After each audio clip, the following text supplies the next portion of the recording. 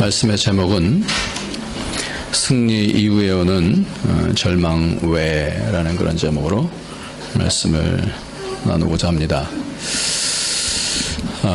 그런데 오늘 말씀을 준비하면서 제목을 좀 바꿨으면 좋겠다 이렇게 생각이 들었어요. 그래서 지난주에 제목이 여러분 혹시 기억나십니까? 예, 어떻게 이렇게 잘하세요? 나도 잊어버렸는데. 여호와의 산에서 보리라 라는 말씀의 두 번째 호렙산에 대한 부분을 같이 나누고자 합니다. 여호와의 산에서 보리라, 이것이 모리아 산에서 여호와 이레라는 그런 말씀으로 여호와의 산에서 볼 것이다 보리라 이런 말씀으로 보았습니다. 여호와께서 이르시되 내 아들 내 사랑하는 독자 이삭을 데리고 모리아 땅으로 가서 내가 내게 일러준 한 산 거기서 그를 번제로 드리라. 그러면서 여호와 이레 오늘까지 사람들이 이르기를 여호와의 산에서 보리라 하더라 이렇게 얘기했어요. 여호와의 산. 오늘 말씀에도 여러분들이 여호와의 산이다라고 하는 구절을 찾을 수 있을 것입니다. 몇 절에 있죠? 하나님의 산 어디 있죠?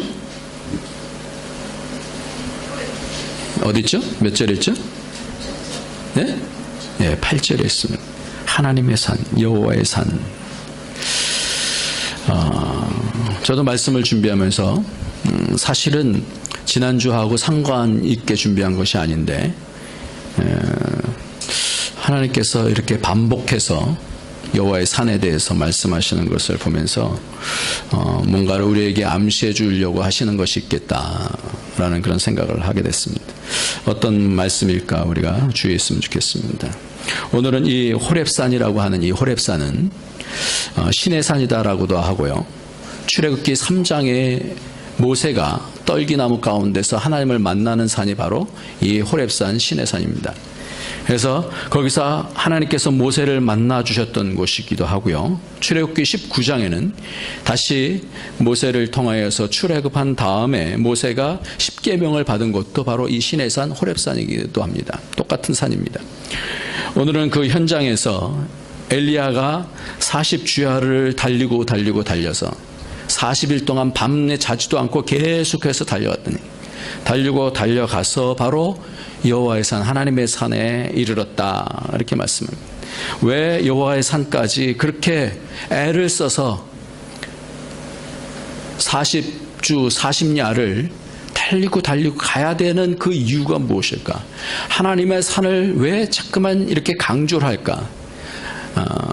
이 하나님에 대한 산에서는 도대체 어떤 일들이 보여지는가 하는 부분들을 오늘 같이 좀 생각을 해봤으면 좋겠습니다.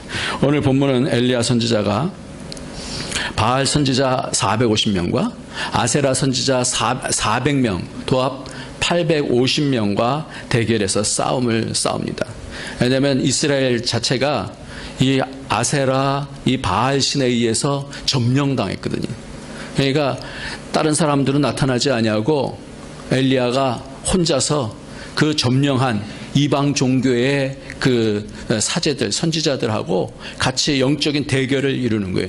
그 제단을 만들어 놓고 거기에 불을 내리시는 분이 참신이다 이런 싸움으로 싸움을 싸웠습니다. 그래서 그 이방신들이 이방신을 섬기는 이 선지자들이 막 계속해서 춤을 추면서 광란을 하면서 그러면서 배에다가 칼로 찍고 막 그래요. 지난번에 전에 어디서 제가 영화를 봤더니 티벳 가운데서 보니까 거기도 칼로 머리를 찍더라고요. 그래서 피가 줄줄줄줄 흘러나면서 그런 예배를 드리는 것을 이렇게 봤어요. 그렇듯이 여기서도 마찬가지로 바알 선지자, 아세라 선지자들이 그렇게 음란과 또 그리고 이 땅의 복을 빌기 위해서 막 춤을 추면서 막 이렇게 하는데 불이 내리질 않아요. 그러면서 이 엘리야가 누가 참신이냐? 그래서 하나님 앞에 기도를 했을 때 그 물을 쫙 부어넣는데 하나님께서 불을 내리셔서 그 제단을 태워주셨어요. 그리고 영적 싸움에서 이겼습니다. 불로써 하나님께서 응답하셨습니다. 여러분 한번 생각해 보세요. 이런 일이 또 있겠습니까? 이런 일은 그렇게 있질 않아요. 굉장한 역사예요. 800명에 850명이에요. 여러분 한 명과 한 명과 싸우는 것이 아닙니다. 한 명과 10명과 싸우는 것이 아니에요. 영적으로 여러분 그 선교지 같은 데 가서 악한 영이 계속해서 역사하는 그런 곳에 가면 믿는 그 선교사들도 자기가 준비해서 가지만 탕탕탕탕 쓰러져 버리고 맙니다. 근데 100명도 아니에요. 200명도 아니에요. 500명도 아니에요. 850명이나 되는 그 이방신하고 같이 영적인 전쟁을 겨루는 거예요. 그러니까 얼마만큼 긴장을 많이 했겠어요. 얼마나 이게 대단한 일인지 몰라요. 하나님께서 응답을 해주셨어요. 더 이상 무슨 말을 하겠습니까? 굉장한 영광이 있었던 거예요. 영적인 굉장한 영광이 있었습니다. 여러분, 그러면 무슨 기대를 하겠습니까? 그렇게 해서 하나님께서 굉장한 역사를 이루어 주셨어요. 그동안에 이방신에 의해서 이스라엘이 완전히 점령당했었는데 이 한 사건을 통해서 지금 하나님이 참 하나님 되심을 보여주신 사건이 아닙니까? 엘리야는 당대 대선지자였습니다. 850명과의 영적 대결할 때 굉장한 긴장, 여러분들 생각만 해도 우리는 이게 알 수 있을 거예요. 느껴질 수 있지 않습니까? 그 많은 사람들이 10명, 20명, 100명, 여기는 한 100명 정도 있는데 100명이나 800명이 쫙 모여서 완전히 감쌌을 거 아니에요. 뭐 보이지가 않았을 겁니다. 그 한 사람 한 사람들이 춤추고 난리칠 때 마음이 얼마나 힘들었겠습니까? 18장 40절에는 보면 엘리야가 저에게 이르되 바알 선지자를 잡되 하나도 도망하지 못하게 하라 하매 곧 잡은지라 엘리야가 저희를 기손 시내로 내려다가 거기서 죽이니라 그랬어요. 한 명이 아니에요. 그 영적 싸움 가운데서 이겼기 때문에 한 사람 한 사람 다 데려다가 죽였어요. 850명을 죽였어요. 이런 굉장한 사건이 있고 나서 바로 뒤에 아합 왕에게 이제 가뭄을 해갈할 비를 오도록 기도를 했습니다. 그러니까 손만한 구름이 보일 때까지 열심히 기도했어요. 그러니까 손만한 구름이 딱 오니까 그 확증을 가지고 이제 비가 올 것이니까 아합 왕은 내려가십시오. 그렇게 얘기를 했습니다. 그런데 여기까지 너무나 좋아요. 여기까지 너무나 이건 뭐 굉장한 드라마틱한 그런 상황이지 않습니까? 이런 영적인 경험들을 많은 사람들도 했을 거예요. 그러니까 뭔가 굉장한 변화가 있을 것이다라고 생각을 했어요. 그런데 오늘 본문은 자기의 기대와도 너무나 다른 그런 상황이 되어졌습니다. 자신의 기대는 아합이 이런 광경을 보았으면 영적인 충격을 받고 자기 아내에게 가서 우리 하나님 앞에서 회개합시다. 그럴 것이다라고 생각을 했어요. 그런데 웬걸요? 아합이 오늘 1절에 보면 이세벨에게 고했다라고 얘기하고 있습니다. 고했다라는 건 뭐예요? 왕이 자기 아내한테 보고를 했다는 거예요. 보고를. 지금 이 권력, 모든 권력은 지금 누구에게 있냐면 이세벨에게 있는 거예요. 이세벨을 통해서 바알신 아세라신이 들어가게 되어주고 그 선지자가 있게 되어주고 그 영적 분위기를 다 사로잡고 있는 그런 상황 가운데 있었습니다. 그래서 아합이 이세벨에게 이 얘기를 하니까 이세벨이 사자를 엘리야에게 보내어 이르되 내가 내일 이맘때는 정녕 내 생명으로 저 사람들 중에 한 사람의 생명과 같게 하리라. 아니하면 신들이 내게 벌 위에 벌을 내림이 마땅한지라 라고 2절에 그렇게 말씀하고 있습니다. 여러분 생각해 보세요. 세상에서 있을 수 없는 그런 850명과의 대결에서 이겨서 그 사람들 다 죽였어요. 영적으로 얼마나 긴장 가운데서 승리의 맛을 봤습니까? 그리고 하나님께서 비를 내리시면서 하나님의 확증도 받지 않습니까?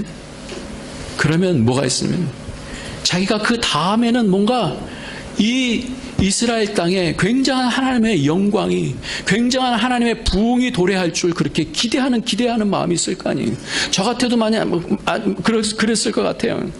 그런데 자기가 그린 그림하고 지금 현재적으로 일어나는 상황하고는 너무나 다른 거예요.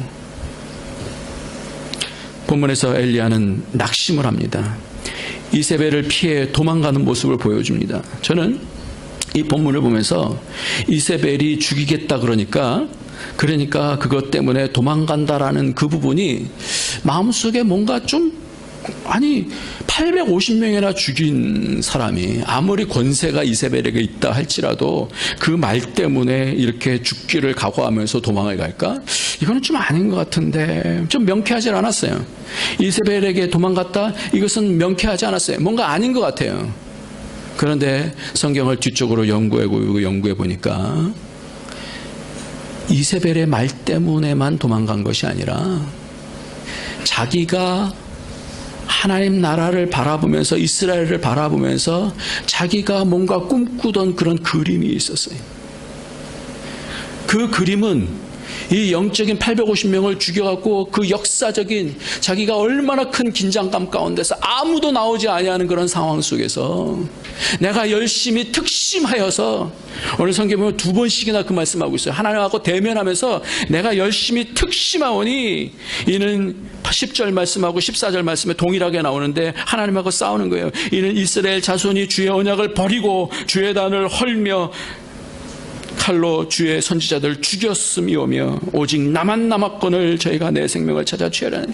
이 마음속에는 자기가 죽는 것뿐만 아니라 자기가 이세벨에 의해서 죽임을 당한다는 그런 것보다는 더 큰 거는 뭐냐면 이런 영적인 싸움을 통하여서 하나님 나라를 정말 멋지게 이루고 싶었는데 하나님 가만히 계시는 거예요. 뭔가 이상하잖아요. 연속성이 없잖아요. 자기가 그린 그림하고 너무 다른 거예요. 그래서 이것이 뒤쪽으로 보면서 왜 그럼 엘리야는 40주 40야를 달려가면서 뭔가를 묻고 싶어한 거예요. 그 묻고 싶어한 게 뭐냐라는 거예요. 하나님은 뭘 가르쳐 주려고 오늘 본문을 통해서 우리에게 여호와의 산에 대한 말씀, 하나님의 산에 서야 되는 것이 왜 하나님의 산에 서야 되는지 이 부분을 우리에게 가르쳐 주는 것입니다. 우리는 영적 싸움을 싸우면서 하나님을 봅니다. 열심히 싸워요. 이 땅에서 우리가 이기는 싸움을 싸워야 된다고 얼마나 강조를 많이 합니까? 그래서 이겨야 되잖아요. 악한 영향이 지면 어떻게 돼요? 귀신 들리기도 하고 눌리기도 하고 잠도 못 자게 되어지고 막 힘들잖아요. 그런 상황 속에서 영적 싸움을 싸우면서 하나님을 봅니다. 그러면서 이기면 어떻게 해요? 하나님 잘했죠. 칭찬 좀 해주세요. 그리고 힘을 얻습니다. 근데 그러면서 중요한 것이 뭐냐면 그러면서 내 그림을 지금 그려가고 있다는 거예요. 이게 굉장히 오늘 본문 가운데서 중요한 말씀이에요. 내 그림을 그리는 거예요. 그런데 이스라엘이 이 기점을 통해서 영적 변화가 있을 것을 그렸어요. 그래요, 하나님.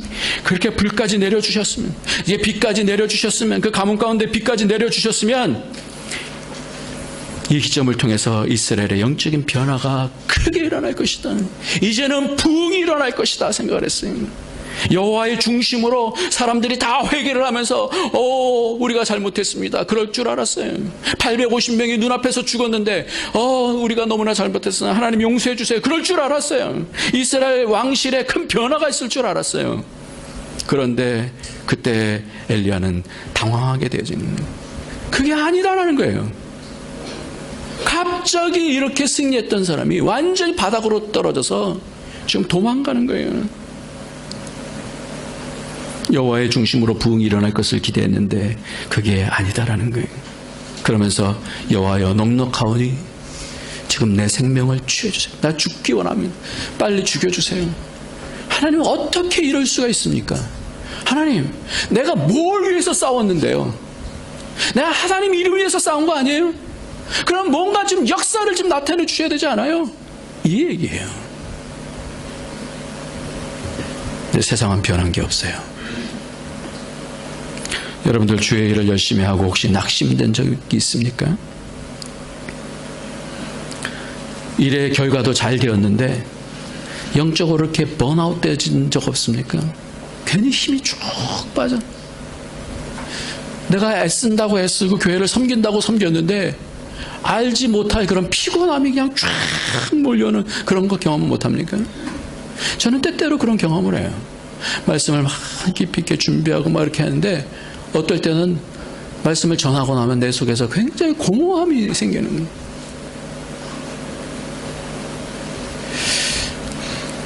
왜 그런 걸까요? 그것은 주님을 잘 따라가다가 내 그림을 지금 그리고 있기 때문에 우리의 신앙에 있어서 가장 어려운 부분이 뭐냐면 내 신앙을 하는데 하나님을 신앙하는 것이 아니라 하나님을 신앙하다가 내 그림을 지금 그려가고 있다는 겁니다.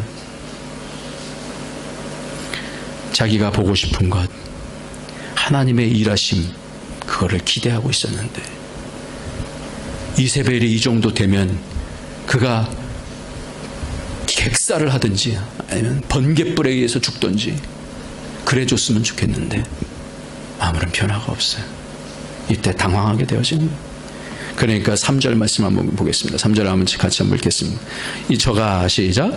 저가 이 형편을 보고 일어나 그 생명을 위하여 도망하여 유다에 속한 브엘세바에 이르러 자기의 사안을 그곳에 머물게 하고.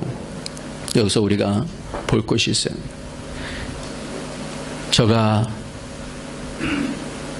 그 형편을 보고 그랬어요. 뭘 봤다고요? 뭘 봤어요? 그 형편을 봤어요. 상황을 보니까 내가 생각한 거랑 달라요. 형편을 보고 일어나 그 생명을 위하여 도망하여 유다에 속한 브엘세바에 이르러 사안을 그곳에 머물러게 하고, 그러고 나서 지쳐서 로뎀나무에서 그냥 죽여주세요. 그냥 죽여주세요. 그러다 하나님께서 뭐 음식을 공급해 주시니까 그걸 간신히 먹고 일어나갖고 천사를 통해서 다시 힘을 복돋은 다음에 내가 반드시 이것만은 물어야 되겠어요. 그리고 40주 40야를 물어야 할 곳, 그 하나님의 산으로 달려가는 거예요. 모세가 말씀받았던 그곳. 내가 가서 하나님께 물을 겁니다. 하나님, 도대체 왜 그러시는 겁니까? 대답을 드려야 할 곳이 바로 하나님의 산 호렙이었기 때문에 달려갔어요. 그런데 지금 이 엘리야는 뭔가 지금 자기의 그림을 그리고 있기 때문에 자기가 보고 싶은 것이 있어요. 근데 자기가 보고 싶은 대로 안 되니까 그 형편을 보고 지금 달려가는 거 아닙니까? 신앙생활에 있어서 무엇을 보느냐가 굉장히 중요한 거예요. 이것이 믿음이기 때문에 그렇습니다. 믿음은 바라는 것의 실상이요 보이지 아니하는 것의 증거예요. 우리는 보이지 아니하는 것을 보면서 가는 사람인데 환경과 처지를 바라보면서 낙심이 되는 거예요. 내가 저걸 위해서 했나? 성경에서 이 본다는 단어는 굉장히 중요한 단어입니다. 그래서 몇 번씩 강조하고 제가 지난주에도 강조를 했고요. 창세기 1장에도 하나님께서 계속해서 반복하면서 모든 것을 창조하신 다음에 보시기에 좋았더라. 이 본다는 단어는 라라고 하는 그런 단어인데요. 하나님께서 보신다라는 거예요. 하나님이 보시니까 좋았다라는 단어도 있고요. 사람이 본다는 단어도 창세기 6장에 보면 하나님의 아들들이 사람의 딸들의 아름다움을 보고 자기의 선한 것을 보고 그랬어요. 그러니까 하나님의 선하심을 보는 게 있고 자기가 보고 싶은 것을, 자기의 선한 것을 보는 그런 보는 신앙이 있다는 거예요. 두 가지 신앙이 있습니다. 신앙은 내가 보고 싶은 신앙이 있고요, 내가 원하는 신앙이 있고요. 내가 이 정도 했으면 하나님께서 뭔가를 대박 쳐주셔야 되는 거 아닙니까? 하나님 이 정도 되면은 나에게 뭔가 이렇게 길을 열어주셔야 되는 거 아닙니까? 하나님 내가 이렇게 수고했으면 내 자녀가 이렇게 잘 돼야 되는 거 아닙니까? 그런 내가 보고 싶은 그림을 그려놓고 열심을 통해서 하는 것이 있어요. 환경을 보니까 아니더라는 거예요. 하나님의 사람들이 사람의 딸들의 아름다움을 보고, 그래서 이 레아라는 단어, 라라는 단어는 굉장히 중요해요. 그래서 지난 주일날 여호와 이레가 뭐예요? 여호와께서 보신다라는 거 아니에요. 그래서 나중에 그것을 일컬어서 여호와의 산에서 보리라 그런 거 아니에요. 그러니까 뭘 볼 거냐. 아브라함은 뭘 봤다고요? 예수님의 때를 봤다고 그랬어요. 십자가 있는 그 갈보리 산을 본 거예요. 자기 아들을 바치면서 그 가운데서 영이 열려서 그것을 보는 거예요. 그러니까 하나님은요, 뭘 보느냐라는 것이 가장 중요한 거예요. 이 땅에 있는 눈에 보이는 것을 보고 신앙하게 되어지면 이렇게 엘리야처럼 좌절할 수밖에 없어요. 이전에 큰 영광, 제가 이전에는 어떤 신앙을 했는 줄 아십니까 여러분? 이러면서 얘기해요. 제가 20년 전에는요, 어느 기도원에 가서 제가 밤새고 외치고 그랬습니다. 그런데 하나님이 내 기도를 안 들어주셨다는 거예요. 제가 그랬다라는 거예요. 근데 지금은 아니다라는 거예요. 왜 그랬냐라는 거예요. 왜 그렇게 바뀌었냐라는 거예요. 내 그림대로 하나님이 움직여 주시지 않았다는 거예요. 신앙은 바로 자기가 보고 싶은 것을 깨고 하나님께서 보시는 것을 보는 과정이 바로 신앙입니다. 이 과정이 안 되어지면 신앙이 힘들어지게 돼요. 아니에요. 그냥 하나님 뜻을 쫓아서 가도 힘들어요. 힘든 건 마찬가지예요. 지난주에 어떤 분과 만났어요.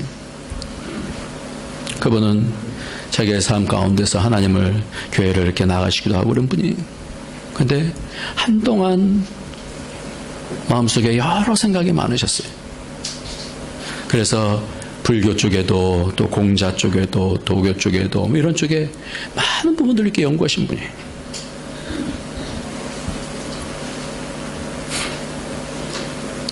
근데 제가 느낀 건 뭐냐면 이분뿐만 아니라 누구든지 신앙생활을 하면서 다 자기 그림을 그리고 있다는 거예요. 누구든지 자기가 보는 그림이 있어요. 인생은 퍼즐처럼 그림을 맞춰가는 겁니다. 이번엔 이렇게 그림을 붙여놓고 이번엔 이렇게 붙여놓고 이렇게 붙여놔요. 퍼즐이 맞지 않을 때는 고집을 부리기도 합니다. 왜냐하면 자기가 여태까지 쌓아놓은 삶이 말씀을 통해서 아니다라고 그러면 여러분 그냥 내려놓을 사람이 있어요?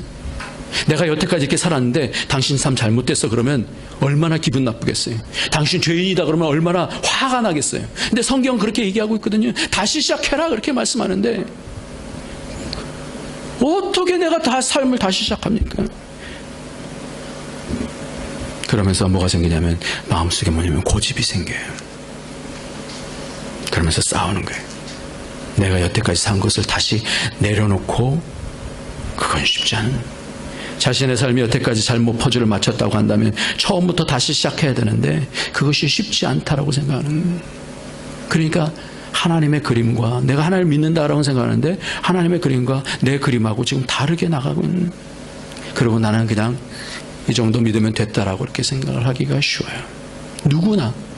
저는 누구나 그런 것 같아요. 그래서 성경에 보면 요한계시록에 보면 에베소 교회를 향해서 처음 사랑을 잃어버렸다 그래요. 다시 돌이켜서 다시 그 원점으로 가서 다시 시작해야 된다 그렇게 말씀하고 있어요. 우리에게 누구에게나 영적인 고집이 생겨지기 시작합니다. 내가 보고 싶은 대로 교회가 따라주기를 원하고 내가 생각하는 대로 하나님이 일해 주시기를 바라는 그런 고집이 생겨요. 화가 나면 싸우기 시작하면 절대 다른 것은 보지 않기로 작정합니다. 이것이 고집이에요. 내 주장을 막 하게 되는 것이 고집이에요. 어제 어떤 집사님이 최 씨인데 같이 이렇게 얘기하다가 최고집 있잖아요. 최고집. 근데 최고집이라고 그러려고 그랬더니 자기보다 더 강한 고집이 있대. 그러면서 강고집이라고 그러는데 혹시 그거 동의하시나요?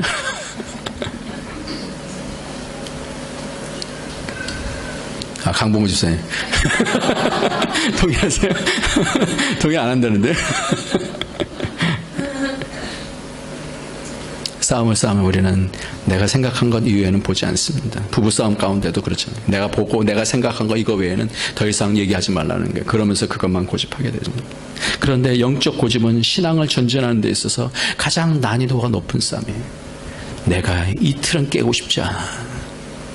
하나님 말씀 들어도 듣기 싫으면 딱 귀를 닫아 버립니다. 요나가 그랬어요. 요나가 니느웨라 가서 복음을 전하라고 그랬을 때 니느웨는 아수르로 자기네 민족들을 계속해서 핍박했던 나라거든요. 마치 일본 같은 나라예요. 내가 왜 거길 갑니까? 도망가잖아요. 그러면서 가서 외치라 그러는데 외치기가 싫은 거예요. 뭐가 있었어요? 편견이 있었어요. 저 나쁜 놈들한테 복음을 줄 이유가 뭐가 있어? 근데 하나님 그걸 깨시는 박농쿨을 벌레를 보내서 갉아먹게 하셔. 햇빛이 쫙쫙 하나님 앞에 반한. 이게 뭡니까 도대체? 네가 그 박농쿨을 아꼈는데 그 아수르에 있는 그 니누에 있는 사람들을 왜 안 아끼느냐? 하나님요, 우리 모든 사람들이 다 신앙 가운데서 나 나름대로 신앙이 있어요. 하나님 날 왜 니느웨로 보내십니까? 하박국도 그랬어요. 하박국 같은 경우는 그 당시에 사회가 막 강도들이 막 날 들끓었어요. 그래서 강포가 있었고 강간이 있었고 막 그런 부분들이 의롭지 못한 공의가 실행되지가 않는 거예요. 아무리 공의를 얘기해도 공의가 실행되지 않아요. 뭐 지금 시대보다 더 했던 것 같아요. 그랬을 때 하나님 도대체 이게 뭡니까? 하나님 살아계신다면 이게 뭡니까? 하나님 나에게 지금 가르쳐 주세요 라고 얘기했어요. 네가 달려가면서라도 서판에 써라 그렇게 얘기를 하는데 하나님께서 그때 달려가면서라도 서판에 쓰라고 한 말씀이 뭐냐면 오직 의인은 뭐라고요? 믿음으로 말미암아 살리라 이 말씀. 믿음의 사람은 뭘 보는 거예요? 환경 보고 살지 말아라. 네 그림 가지고 살지 말아라는 거예요. 오직 의인은 믿음으로 살아라. 딴 사람 얘기하지 말고 네 믿음 가지고 오직 의인은 믿음으로 살아라. 그러면서 하박국 맨 뒤에서 내가 뭐가 없어도 오직 여호와만을 위해서 즐거워하겠습니다.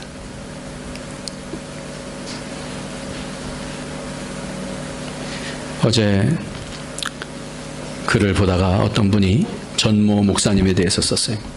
왜 그분이 자신의 죄를 제대로 해결하지 않고 다시 신천에 개척을 했냐라는 것이었어요. 그러면서 그분이 하는 얘기가 바로 성공 이데올로기, 욕망의 경제학, 소비주의적 신앙이다 그렇게 얘기를 했어요. 저는 다소 이게 심한 표현이다라고 생각이 들었습니다. 왜냐하면 저도 그분에 대해서 은혜를 많이 받았기 때문에. 근데 성도들이 그런 신앙적인 틀을 유지시켜줄 누군가가 필요했기 때문에 그분이 회개하기 전에 그분을 빨리빨리 세워서 뭔가 내가 그 하나님의 말씀으로 내가 갖고 있는 그 그림에 대해서 옹호해 줄 수 있는 말을 듣고 싶다는 그 얘기들을 들었을 때 누구에게나 그런 신앙의 틀이 있겠구나. 우리가 듣고 싶은 얘기가 있는 거예요. 내가 하고 싶은 신앙이 있는 거예요. 하나님 말씀이 아니라 내가 그렇게 가고 싶은 이 땅에서도 뭔가 원하는 저에게 있어서 신앙의 가장 큰 화두는 바로 이 부분입니다. 깨어있는 것. 깨어있지 않으면 언제 어떻게 될지 몰라요. 내 자신이라는 것을 믿을 수가 없어요. 지난 주간에 대화를 쭉 나누면서 그분하고 얘기를 했어요. 아까 말씀드렸던 그분하고. 그러면서 제가 이렇게 고백했어요. 선생님, 저는 저 자신을 믿을 수가 없어요. 제가 중학교 2학년 때부터 목사가 되기로 소원했습니다만 지금까지 오는 동안에 제가 저를 믿을 수가 없어요. 저는 그렇게 의롭다라고 생각하지 않습니다. 저는 그렇게 선하다고 생각하지 않습니다. 말씀 붙잡지 아니하면 똑같습니다. 그러니까 그분이 맨 마지막에 알겠습니다 그러더라고요. 뭔가 자기의 힘으로 그림을 그려가다가 뭔가 기독교의 모습들을 보면 도무지 의롭지가 않아요. 그러니까 목사를 붙잡고 얘기를 하기 시작하는 거예요. 근데 저도 그렇습니다. 말씀이 없으면, 말씀을 붙잡지 않으면, 깨어있지 않으면 그럴 수밖에 없습니다. 혹시 내 고집으로 신앙을 하다가 주님께서 부르신 다음에 부르셨을 때 그날에 내가 너를 안 적이 한 번도 없다고 얘기한다면 저는 한 번 사는 인생이기 때문에 누구에 의해서 살고 싶지 않아요.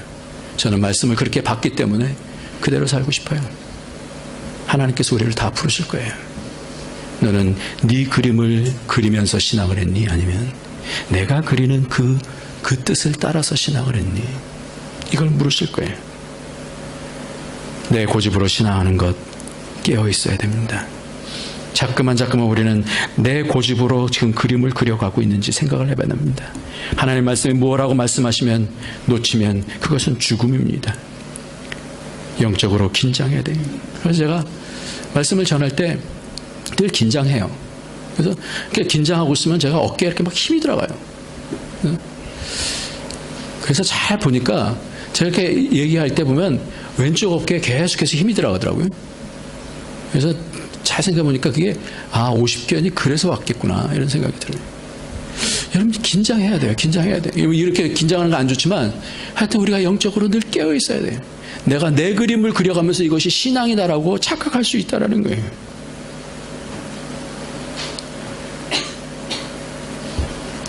우리는 내 그림이 아닌 하나님의 그림으로 살아야 되는 줄 믿습니다. 바울이 날마다 죽노라 고백을 하고 자기 그림을 깨고 하나님의 그림으로 하나님의 이끄심대로 모든 것을 배설물로 여기면 그리스도를 얻고 그 안에서 발견되려 함이니라고 그렇게 고백하고 있습니다. 그리스도 예수께 잡힌 바 된 것을 내가 잡으려고 쫓아간다. 그렇게 자기를 방심한 적이 없어요. 우리 교회에 여러분 설교를 들어보셔서 알겠지만 제 설교의 90% 이상은 제가 깨어있으라는 설교를 합니다. 왜냐하면 하나님 말씀이 그러기 때문에 그래요. 확신할 수 있는 사람 없어요. 요한복음 2장에도 보니까 예수님께서 사람을 의탁치 아니하셨다 그래요. 왜 의탁치 아니하셨느냐? 믿을만 하지 않기 때문에 그래요. 하나님으로부터 오는 증거가 없으면 사람을 믿을 수가 없어요. 하나님으로부터 오는 증거가 있는 사람만 믿을 수 있는 거예요.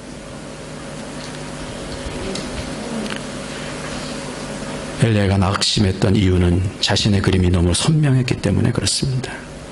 이세벨에게 도망한 엘리야는 광야로 가서 오르뎀나무 아래서 죽기를 구합니다. 엘리야는 호렙에 이릅니다. 그곳에서도 그는 굴로 들어갑니다. 그런 엘리야를 하나님 부르시고 바람과 지진과 불을 보여주십니다. 바람이 보여주는 거예요. 하나님께서 왜 거기까지 이끌어 주셨는지, 왜 엘리야는 40주 40야를 통하여서 그 호렙산까지 가서 무엇을 들으려고 했는지에 대한 부분이 바로 이 부분이에요. 바람이 부르는데 이 바람이 얼마나 강한지, 산을 가르는 바람이 부르는, 산이 가르고 바위를 부수는 강력한 힘을 가진 바람이 확 불어나가는 거예요. 다 깨는 거예요. 그때의 엘리야가 뭐라고 생각했을까요? 바로 이거예요, 하나님. 바로 이거예요. 내가 원했던 것이 바로 이거예요, 하나님. 이렇게 해서 그 바람, 강력한 바람을 통해서 이방신들을 다 좀 날려보내주세요. 그러고 싶었을 거예요. 그런데 그 가운데 하나님이 계시지 아니하더니, 그게 자기 그림이었어요. 그 다음에 무슨 그림이었어요? 무슨 그림이에요? 지진이 있는 게 지진. 지축이 흔들리는, 혼미백산하는 그런 지진. 그래요, 하나님. 이 정도면 사람이 깨어날 수 있을 것 같아요. 그곳에도 하나님이 계시지 않았어요. 세 번째로는 사방으로 불이 확 타오르는. 여러분들 산에 불 타오르는 거 보셨어요? 산을 삼킬 만한 그런 불들이 일어날 때 주님 맞아요. 이렇게 다 태워버려 주세요. 그랬는지도 모르겠어요. 근데 그 가운데서도 하나님은 계시지 않았어요. 자기가 기대하고 있던 큰 역사의 변화에 대한 기대, 뭔가 막강한 강력한 변화를 통해서 세상이 바뀌기를 원했었습니다. 근데 그곳에는 하나님 계시지 않았어요. 하나님은 그를 이끌고 세미한 음성으로 말씀하셨어요. 엘리야는 그 가운데서 겉옷으로 얼굴을 가렸습니다. 여호와의 임재가 보이기 때문에. 이사야가 천사들을 바라봤을 때 천사가 날개가 6개인데 2개는 위를 가리고 2개는 발을 가리고 가운데로 거룩하다 그러잖아요. 하나님의 존재를 볼 수가 없는 거예요. 그러니까 다 가리는 거예요. 그 가운데서 하나님의 임재를 경험하게 됩니다. 이 얘기가 뭡니까? 세미한 음성은 내 영혼이 내 그림을 깨지 않으면, 내가 고요해지지 않으면, 내 주장이 깨어지지 않으면 들려지지 않는 것이 이 세미한 음성인 거예요. 우리의 신앙이 내가 고집하는 신앙하면 번아웃 되어지게 돼요. 이때 살 수 있는 방법 하나는 뭐냐면, 나를 다 내려놓고 하나님께서 말씀하시는 것을 들었을 때 그때의 회복이 되는 줄 믿습니다. 내 그림이 있으면 계속 시끄러워져요. 말하고 싶어요. 내가 주장하고 싶어요. 싸우고 싶어요. 염려를 합니다. 내 자신과의 부정적인 방식으로 나누는 대화가 바로 이 염려인데, 염려를 가지고 있으면 계속해서 마음에서 분노가 생기고 막 이렇게다 저렇게다, 어떻게 환경이 이럴 수가 있어? 하나님께서 나를 사랑하시면 어떻게 이럴 수가 있어? 그러나 세밀한 음성을 들을 수 있을 때는 시끄러움이 가라앉고 내 그림이 깨어졌을 때, 중요한 것이 바로 신앙은 내 그림 그리는 게 아니라 내 그림을 깨고 하나님께 귀 기울이는 것이, 그것이 진정한 신앙인 줄 믿습니다. 예배 때마다. 그때 엘리야는 하나님의 그림을 들을 수 있었어요. 엘리야의 그림에는 나만 남아 있었어요. 근데 하나님께서는 뭐라고 말씀하시는지 오늘 제가 읽지 않았는데 한번 같이 한번 읽도록 한번 해보겠습니다. 15절 말씀, 15절서부터 16절 읽겠습니다. 시작.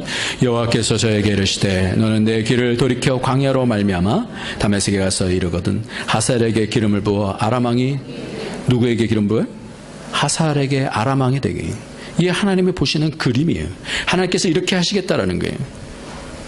그 다음에 너는 또 님시 아들 예후에게 기름을 부어 이스라엘 왕이 되게 하고, 이스라엘 왕이 예후를 통해서 이스라엘 왕이 되게 하고, 이제 아합은 하나님께서 하나님의 방법으로 제거하시겠다라는 거예요. 그리고 아벨 무홀라 사밧의 아들 엘리사에게 기름을 부어 너를 대신하여 선지자가 되게 하라는 거예요. 너 혼자만 남았다고 생각하느냐? 아니다. 그러면서 엘리야를 말씀하시면서, 그러면서 이렇게 말씀해요. 17절 말씀입니다. 하사엘의, 시작. 하사엘의 칼을 피하는 자를 예후가 죽일 것이요 예후의 칼을 피하는 자를 엘리사가 죽으리라. 18절 시작. 그러나 내가 이스라엘 가운데 7천인을 남기리니 다 무릎을 바알에게 꿇지 아니하고 다 그 입을 바알에게 맞추지 아니한지라. 이렇게 말씀합니다. 하나님의 그림을 보여주는, 하나씩 하나님께서 하사엘에 대해서 안 돼? 그러면 예후를 통해서도 안 돼? 그러면 엘리사를 통해서 하나님의 그림을 이루어 가시겠다, 이 말씀이. 그러면서 너 혼자만 남았는 줄 생각하느냐? 아니다라는 거예요. 바알에게 무릎 꿇지 아니하고 그 발에 입 맞추지 아니하는 7천인을 남겼다, 이렇게 말씀하고 있어요. 저는 이 말씀을 보면서 회개를 했어요. 일부 예배 때는 제가 그 부분이 너무나 마음속에 너무나 제가 하나님 앞에 죄송스러워서 많이 울었는데, 저에게 하나님께서 선지자적인 그런 사명을 주셨어요. 전 그렇다고 생각해요. 그래서 시대를 위한 기도를 하고 한국교회를 위한 그런 기도를 했어요. 하나님 어떻게 이럴 수가 있습니까? 이렇게 하나님이 한국교회를 부흥시켰다가 이렇게 왜 이럴 수 있습니까? 어떻게 이럴 수 있습니까? 근데 제가 회개를 했어요. 하나님은 네 방법으로 할 거 아니다. 하나님 방법으로 할 거다라는 걸 가르쳐 주셨어요. 하나님께서 바알에게 무릎 꿇지 아니하는 그런 사람들, 곳곳에 목회자든 평신도든 하나님께서 세우시는 줄 저는 믿습니다. 그런 사람들을 통해서 교회가 다시 세워질 것입니다. 신앙한다는 것은 무엇입니까? 믿고 바라는 것이에요. 눈을 들어서 하나님의 그림을 보는 거예요. 이번 부흥회를 통해서 우리 교회의 수준을 보게 되었어요. 왜냐하면 제가 임문식 목사님한테 지난주 전화를 드렸어요. 그랬더니 지난번에도 말씀을 했지만 우리 교회 성도님들에 대해서 많이 칭찬을 했어요. 보통 해외 교회 가면, 해외 교회 한인교회를 가서 집회를 해보면 그 교회 수준이 보인다는 거예요. 보통 이렇게 말씀을 통해서 예화 중심으로 길들여진 사람들에게 말씀을 전해보면, 그러면 조금 말씀이 어려우면 사람들이 다 어렵다는 것 때문에 다 흐트러진다는 거예요. 근데 우리 교회 와서는 자기가 말씀을 나누려고 하면 할수록 사람들이 그 말씀에 집중하기 때문에 도대체 이 교회는 어떤 교회길래 이렇게 하나님께서 말씀을 부어주시는가, 그런 것을 봤다는 거예요. 그러면서 우리 교회는 시간 가는 줄 모르고 말씀을 깊이 전할 수 있었다라는 그런 얘기를 하면서 저에게 또 다시 그 얘기를 해주시는 거예요. 저는 그렇습니다. 자신의 신앙, 자신의 그림 아니에요. 전에 제가 한번 그런 말씀을 했었죠. 어떤 목사님이 말씀 한 줄을 쭉 읽더니 그냥 구색을 맞추기 위해서 한 구절 읽었습니다. 목회자 모임에서. 그러면서 설교를 하는데 다른 책을 얘기를 하더라고요. 그래서 저게 뭘까? 하나님의 말씀이 구색을 갖추기 위한 것인가?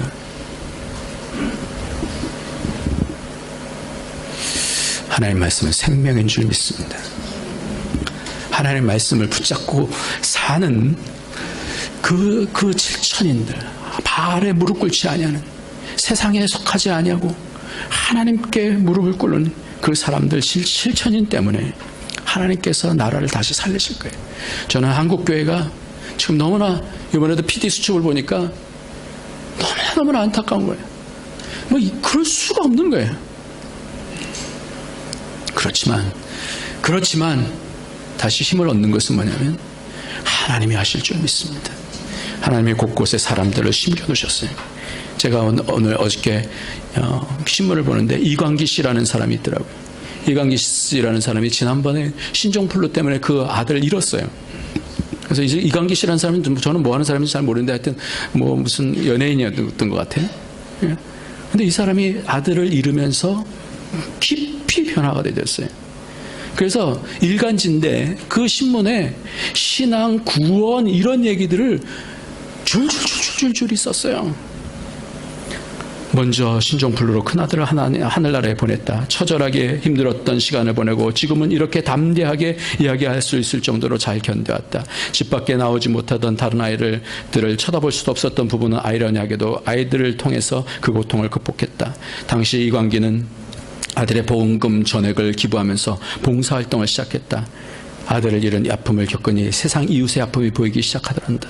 인터뷰 도중 부부는 구원을 받았다는 표현을 자주 사용했다. 그만큼 신앙을 얻은 후부터 부부의 생활이 달라졌다는 것이다. 특히 종교가 없었던 이광기는 놀라울 만큼 달라졌다. 모든 욕심을 버렸는데 아이가 왔어요. 둘째 아이가 생긴 거예요. IT 지진이 일어난 날부터 딱 2년 뒤에 태어났어요. 그냥 아이가 아니라 하늘에서 보내준 아이라고 생각해요. 아이에게 바라는 게 정말 하나도 없어요. 그저 건강하게 올바른 신앙생활을 하면서 그 안에서 자라는 사람이면 좋겠어요. 온실 속에 화초로 키우고 싶지 않아요.